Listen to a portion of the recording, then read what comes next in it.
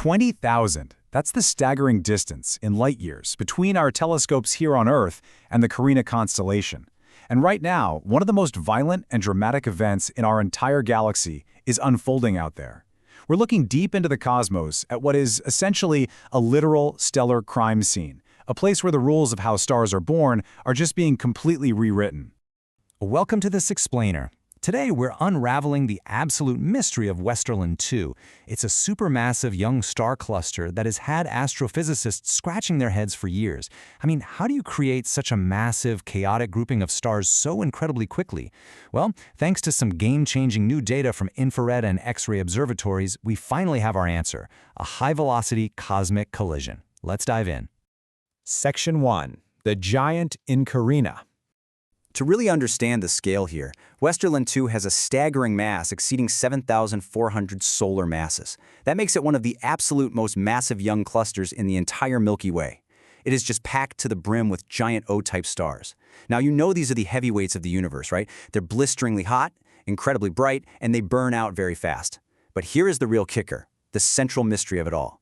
The age of this entire cluster is estimated to be under 1.5 million years old. To put that in perspective, in cosmic terms, 1.5 million years isn't even a blink of an eye. So how did so much mass manage to gather and ignite so incredibly fast? Section 2. Piercing the cosmic dust. Well, trying to solve this hasn't been easy. When we look toward Westerlund II with traditional optical telescopes, we immediately hit a massive wall of interstellar debris. This causes something called reddening. Reddening is basically the scattering of optical light by interstellar dust. Because Westerlund II is still wrapped up tightly in its natal birth cloud, the RCW-49 nebula, that dust acts exactly like a thick, glowing fog. It scatters all the shorter, bluer wavelengths of light, making everything look artificially red, and it completely hides the faint, newly born stars from our view. So, to gather real evidence, we have to ditch our optical lenses and rely on advanced infrared and X-ray tools. And wow, when we use the Spitzer Space Telescope to get an infrared view, it reveals just an incredible amount of hidden structure. By looking in the infrared, we can literally pierce right through that cosmic dust.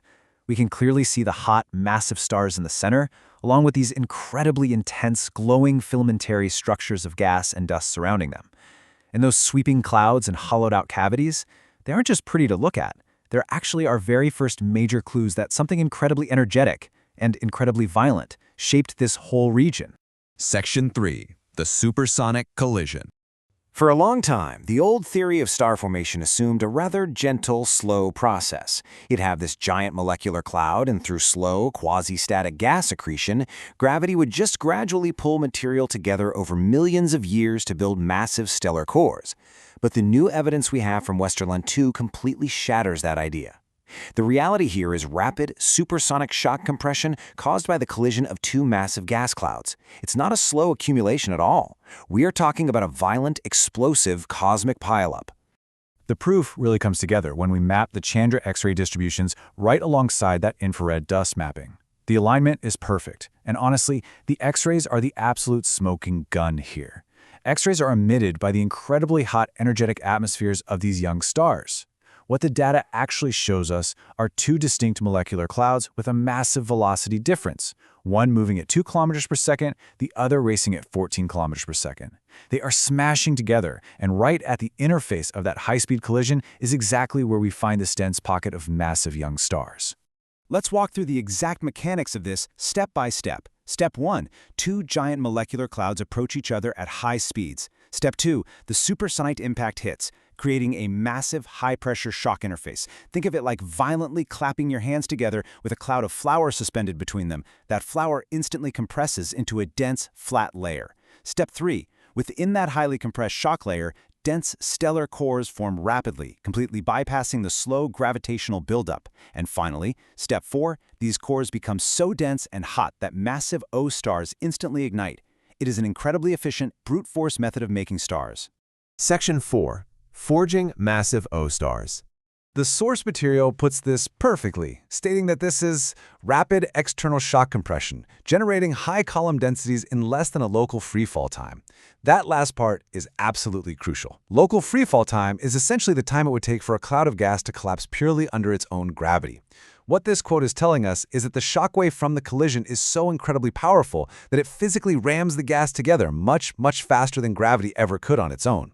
It literally skips the cosmic waiting line.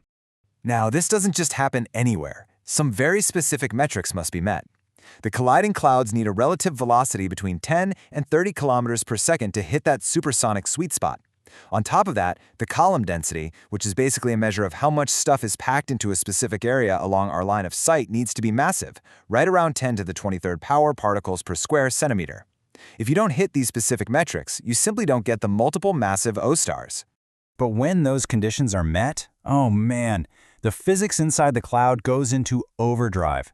Turbulence drastically increases, magnetic fields amplify, binding and channeling all that plasma. And most importantly, the mass accretion rate, the speed at which these baby stars gobble up surrounding gas, jumps by 2 entire orders of magnitude. That is literally a 100-fold increase. Because they are feeding so incredibly fast, these cores rapidly grow to massive scales, forging our giant O-stars in a mere fraction of cosmic time. Section 5. A halo of new stars. The collision didn't just create a tight core of massive stars, though. It left a massive, sprawling footprint. Astronomers have detected this sweeping halo extending about 2.5 arc-minutes out from the dense core of Westerlund II. This vast outer region is just packed with widely distributed pre-main sequence or PMS stars. You can think of these as stellar toddlers, lower mass stars that are still contracting and haven't quite started fusing hydrogen steadily yet. We can easily spot them because they are highly active and flare super brightly in X-rays. What is truly fascinating about all of this is that the star formation isn't even over. We're actively finding new X-ray sources out in the bright structural bridge of the RCW-49 nebula. What's happening is that the massive O-stars in the core of Westerlund II are pumping out so much intense ultraviolet radiation and fierce stellar wind that they are actively compressing the gas at the outer edges of the cloud. This triggers a chain reaction. The birth of the first stars is actively triggering the birth of a second generation of stars. This is sequential star formation, and it is continuing right there today. So what does this all mean for us? Well, our galaxy is dynamic and ever-moving. The sources estimate that massive, giant molecular clouds collide with one another about once every 10 million years in a galaxy like ours. So right now, as we speak, somewhere out there in the dark, dusty stretches of the Milky Way, the next supersonic collision is silently unfolding, preparing to light up the dark with a brand new, supermassive cluster. It really makes you look up at the night sky with a renewed sense of wonder, doesn't it? Thank you for joining me for this explainer, and keep exploring.